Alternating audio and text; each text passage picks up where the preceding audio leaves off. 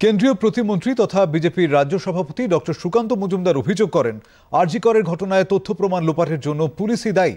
এর জন্য পুলিশ মন্ত্রী তথা মুখ্যমন্ত্রী মমতা বন্দ্যোপাধ্যায়ের পদত্যাগের দাবি জানিয়েছেন তিনি।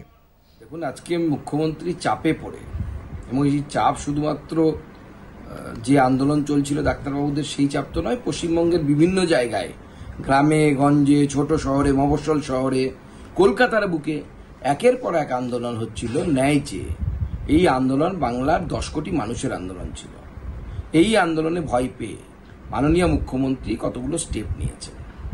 যদিও না, যেমন বলে যে না আচালে বিশ্বাস নেই, সেরকম মমতা বন্দ্যোপাধ্যায়ও সেটা যতক্ষণ না ইমপ্লিমেন্ট করছে ততক্ষণ আমরা বিশ্বাস করছি না।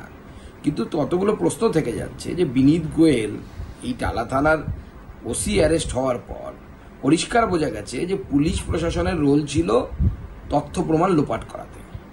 তো এই তথ্য প্রমাণ লোপাট করাতে তো কাউকে সরিয়ে দিলে হয় না, তার তো শাস্তি হতে হবে, তাকে শাস্তি দিতে হবে। একসময় বিনীত গোয়েল সাহেব নিজে সিবিআইয়ের উপর ভরসা রেখে বলেছিলেন যে সিবিআই তো তদন্ত করছে, আমাদের মধ্যে থেকে কেউ তথ্য প্রমাণ লোপাট করেছে কিনা, যদি সিবিআই সেরকম প্রমাণ পায় ব্যবস্থা নেবে। তা আজকে বিনীত গোয়েলকে শুধু উনি সরিয়ে দিলেন বাঁচানোর জন্য। এইভাবে বিনীত গোয়েলকে উনি বাঁচাতে পারবেন না। বিনীত গোয়েলকে জেলে যেতে হবে যদি তার ইনভলভমেন্ট পাওয়া যায়, এবং আমার বিশ্বাস পাওয়া যাবে। তার সাথে সাথে এই যে বিভিন্ন স্বাস্থ্য অধিকর্তাদেরকে সরালেন, বাংলার মানুষের আন্দোলনের জন্য সরালেন, বাংলার মানুষের কাছে বাঙালির কাছে মাননীয় মুখ্যমন্ত্রী হেরে গেলেন। কিন্তু তার সাথে সাথে আমরা জানি যে এটা একটা ঘুণ ধরা ব্যবস্থা, এবং সেই ব্যবস্থাটা তৈরি করেছেন হচ্ছে মমতা বন্দ্যোপাধ্যায়। সেজন্য আমাদের দাবি এখনো পুরো পূর্ণ হয়নি।